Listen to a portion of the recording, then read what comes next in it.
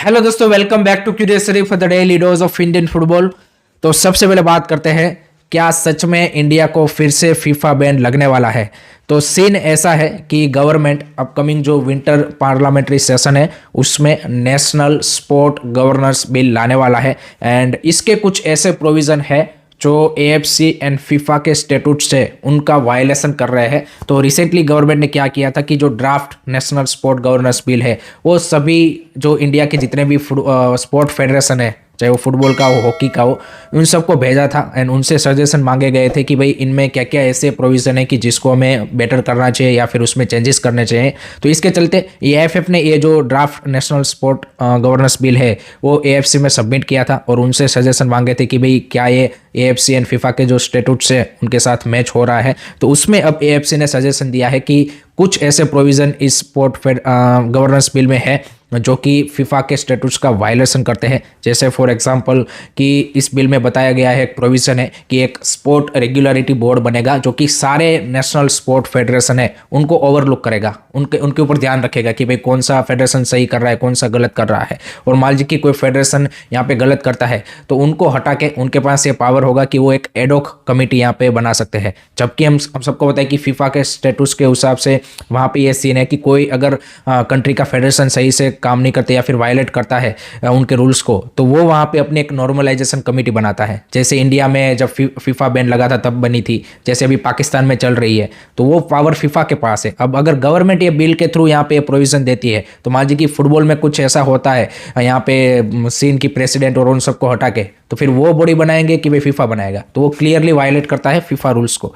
दूसरा एक प्रोविज़न है कि भाई यहाँ पे कोई भी स्पोर्ट रिलेटेड केसेस है उसके लिए गवर्नमेंट एक सेपरेट एपेलेट स्पोर्ट ट्रिब्यूनल बनाना चाहते हैं कि जहाँ पे भाई इंडिया में इस तरह के जो स्पोर्टिंग केस है वो वहाँ पे सुने जाएंगे। जबकि हम सबको पता है कि फीफा में एक सिस्टम है कि पहले आपका जो नेशनल फेडरेशन है वहाँ पे पीएससी एंड अपील कमेटी में आप केस अपना रखिए, then you can go to AFC and FIFA ethics and appeal committee and then you can go to कास।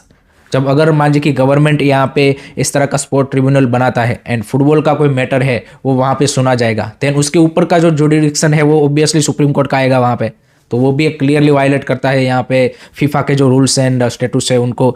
तो इस तरह के कुछ ऐसे प्रोविज़न है कि जो फीफा की रूल्स गाइडलाइंस जो ऑल ओवर द वर्ल्ड सभी फेडरेशन के लिए है एंड एक जो ऑटोनॉमी एंड गवर्नमेंट का जो थर्ड पार्टी इंटरफेरेंस है उसको फीफा हम सबको पता है कि कहीं पे भी अलाउ नहीं करता है। बट ये नेशनल स्पोर्ट गवर्नेंस बिल है, इसमें कुछ ऐसे प्रोविज़न है कि जो इनका वायलेशन कर रहे हैं। तो उन्होंने ये सजेशन दिए है कि इनको आपको गवर्नमेंट को बता के यहाँ पे हटाना पड़ेगा। तो अभी एएफएफ ने ये बोला है कि हमने ये सारे सजेशन यहाँ पे स्पोर्ट मिनिस्ट्री को भेज दिए हैं। स्पोर्ट मिनिस्ट्री ये बोल रही है कि अभी तक हमको ऐसा कोई मिला नहीं है, बट अगर ऐसे कोई सजेशन आएंगे तो definitely we will look into it. So अब देखना होगा कि ये जो सारे प्रोविज़न है उसको किस तरह से स्पोर्ट मिनिस्ट्री एंड ये जो नया यहाँ पे ड्राफ्ट बिल है उसमें चेंजेस करते हैं। उसके अलावा यहाँ पे जो इंडियन ओलंपिक एसोसिएशन की प्रेसिडेंट है यहाँ पे पीटी उषा, उन्होंने भी रिसेंटली स्पोर्ट मिनिस्ट्री से मिली थी।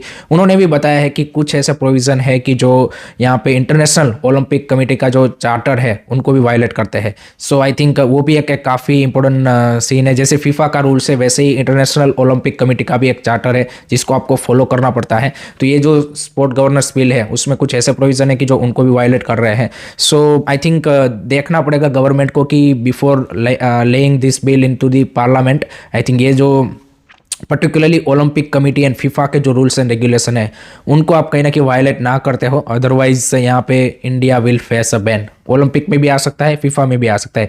जैसे ही कोई भी इस तरह का प्रोविज़न होगा कि जो टर्म किया जाएगा कि भाई ये थर्ड पार्टी इंटरफेरेंस है, then it will be banned for 100%। And अब तो आई डोंट थिंक सो कि इंडिया में जो पावर पे लोग बैठे हैं जिनको लगता है कि भाई इंडिया को कभी बैन नहीं लग सकता, वो भी अब लास्ट एग्जांपल से तो समझ गए होंगे कि भाई इस तरह की चीज़ करेंगे तो बैन आएगा ही आएगा। क्योंकि लास्ट टाइम कुछ लोगों को ये हवा थी कि भाई इंडिया को तो बैन नहीं लग सकता, इतना बड़ा कंट्री है, बट फिर भी फीफा ने बैन दिया था। तो कोई भी कंट्री हो अगर आप थर्ड पार्टी इंटरफेरेंस करेंगे तो बैन आएगा ही आएगा। सो लेट्स सी गवर्नमेंट क्या क्या चेंजेस इस बिल में लाती है before putting up in a parliamentary.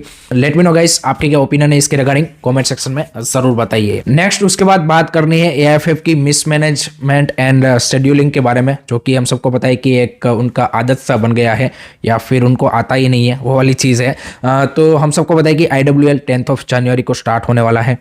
परसों ही अभी आपकी नेशनल वुमेन्स फुटबॉल चैंपियनशिप खत्म हुई है। 30 तारीख को एंड 2 जनवरी को आपकी senior women's team international match खेलने वाली है अगेंस्ट मालदीव्स। तो भाई आप IWL क्लब को बोल रहे हो कि हम आपको जो नेशनल टीम के प्लेयर्स है जो आपके क्लब में है उनको सिर्फ 1 वीक का टाइम देंगे for the pre season of IWL। तो भाई ये चीज़ आपको पहले से देखनी चाहिए और इस तरह से प्रिपेयर करनी चाहिए। ऑलरेडी भाई जो नेशनल टीम के प्लेयर या फिर IWL में जो प्लेयर्स है वो 1 महीने से अपनी स्टेट टीम के साथ है क्योंकि आपकी नेशनल वुमेन्स चैंपियनशिप चल रही थी। तो आप इस तरह से लीग ऑर्गेनाइज करोगे क्या? और ओरिजिनली IWL हम सबको पता है कि अक्टूबर मंथ में स्टार्ट होने वाली थी। तो आपने बीच में फिर ये इंटरनेशनल मैच अभी रख लिया, जब विंडो थी तब नहीं रखा। जब 25 नवंबर से 7 दिसंबर की विंडो थी उसमें आपने नहीं रखा। अभी आपको याद आ गया कि भाई इसमें इसके बीच में एक इंटरनेशनल मैचेस भी 2 रख देते हैं। तो भाई एटलीस्ट ये सारी चीज़ें तो भाई मैनेज हो सकती है प्रॉपर प्लानिंग के थ्रू। बट इनको क्या है कि भाई यहाँ पे पहले सीजन से पहले अनाउंसमेंट कर देना है कि भाई ये अब से करेंगे, फिर तो पता चलता है कि भाई इसका तो कोई हमें यहाँ पे क्या बोलती है इतना पता ही नहीं है कि कैसे हम इसको एग्जीक्यूट करेंगे, फिर इसको डिले करते जाते हैं। आई लीग में भी हमने सेम सिनारियो देखा। अभी आई लीग में मेरे को ये समझ में नहीं आ रहा कि 20 दिसंबर को लास्ट मैच था, अभी सीधा है 8 जनवरी को। तो ये 18 दिन का गैप किस लिए? ये नो डाउट क्रिसमस एंड आपका 31 आ रहा है, बट जिस कंट्रीज़ में भाई क्रिसमस और उनको यहाँ पे यूरोपियन कंट्रीज़ में सेलिब्रेट किया जाता है वहाँ पे भी भाई जो लीग्स है उसको इस तरह का ब्रेक नहीं मिलता। तो ये 18 दिन का ब्रेक आपने किस चीज़ के लिए? सडनली 18 दिन का ब्रेक आ गया बीच में विथआउट एनीथिंग। और ऐसा कुछ है भी नहीं कि जहाँ पे आप रख पाओ ब्रेक। चलो समझ में आता है कि भाई क्रिसमस से 2 दिन पहले 2 दिन बाद में ब्रेक रखा एंड उसके बाद 31 के राउंड रखा, पर ये सीधा 18 दिन का ब्रेक किया। मतलब एक आपकी लीग चल रही है, 6 मैच डे हो गए, फिर सडनली 3 वीक के लिए मैच ही नहीं है। सो इस तरह की इनकी शेड्यूलिंग है एंड दैट शोज कि भाई किस तरह के बंदे अभी यहाँ पे फुटबॉल को रन कर रहे हैं कि जो जिनके पास कोई आइडिया ही नहीं है, प्लान ही नहीं है कि भाई किस तरह से हमें अपना सीज़न का यहाँ पे फुटबॉल कैलेंडर को लेआउट करना है, किस तरह से उसको ऑर्गेनाइज करना है। सो ये वाली हालत है। लेट मी नो गाइस आपके क्या ओपिनियन है, कमेंट सेक्शन में ज़रूर बताइए। नेक्स्ट बात करनी है मोहन बगान के बारे में, क्योंकि उनके लिए भाई एक के बाद एक यहाँ पे इंजरी के ब्लो आ रहे हैं। सो पहले पेत्रातोस हुए, देन आसिफ कुरुनियान हुए एंड अब ग्रेग स्टुअर्ट भी यहाँ पे पंजाब FC के सामने जो गेम है उनका उस मैच से वो बाहर हो चुके हैं, जो कि पहले बताया जा रहा था कि भाई पंजाब FC मैच तक वो फिट हो जाएंगे। सो होसे मोलिना ने प्री मैच प्रेस कॉन्फ्रेंस में ही कंफर्म कर दिया है कि Greg Stuart is also gonna miss the match against Punjab FC। तो 3 उनके की प्लेयर अब पंजाब FC के सामने नहीं होंगे। Now it will be interesting to see कि क्या उनका स्टार्टिंग 11 का कॉम्बिनेशन बनता है। Jason Cummings and Jamie Maclaren दोनों स्टार्ट करते हैं या फिर सहल अब्दुल समद को नंबर 10 स्टार्ट करवाया जाता है। सो वो देखना काफ़ी इंटरेस्टिंग होगा। ऊपर से सुभाशिष बोस को भी फेस पे आई थिंक 6 स्टिचेस आए हैं, लेकिन उसके बावजूद वो मास्क लगा के खेलेगा तो वो अवेलेबल है। So plenty of problems for Jose Molina and Punjab FC के लिए नो सेलेक्ट नहीं है। So let's see how they are gonna take on this mighty Mohun Bagan, but it will be a interesting match. Last में बात करनी है यहाँ पे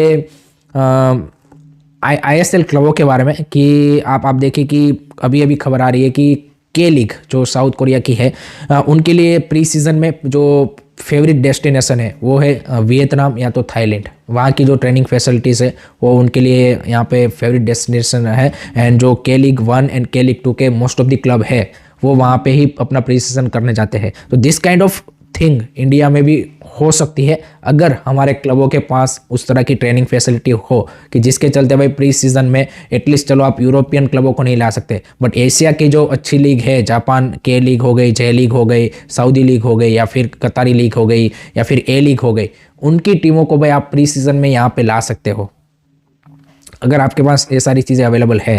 बट अनफॉर्चुनेटली ISL क्लब के पास वो नहीं है एंड वो भी खुद यहाँ पे थाईलैंड में जाके करते हैं प्री सीजन, हमने देखा है। सो that is the reality of ISL club also. I think they should be focusing on this kind of thing. I think उससे आप देखिए कि आपका रिलेशन भी उन क्लबों के साथ बढ़ेंगे आपके, फिर आप उसको यूज़ कर सकते हो टू यू कैन से कि इन्वाइट देयर यूथ टीम, आप उनके वहाँ पे पार्टिसिपेट कर सकते हो। There is a lot of collaboration can happen with this kind of things. But unfortunately club के जो विज़न है वो सिर्फ यहाँ पे एज अ फ्रेंचाइजी मोड में ही है एंड फर्स्ट टीम में पैसा डालो, दैट्स इट। कैसे यहाँ पे एज ए क्लब ग्रो करना है एज सच कोई प्लान है नहीं। So that is the thing. So that's it from my side guys regarding today's Indian football news. I hope कि आपको वीडियो पसंद आया होगा। Keep supporting Indian football, don't forget to like share and subscribe curiously. जय हिंद, जय भारत।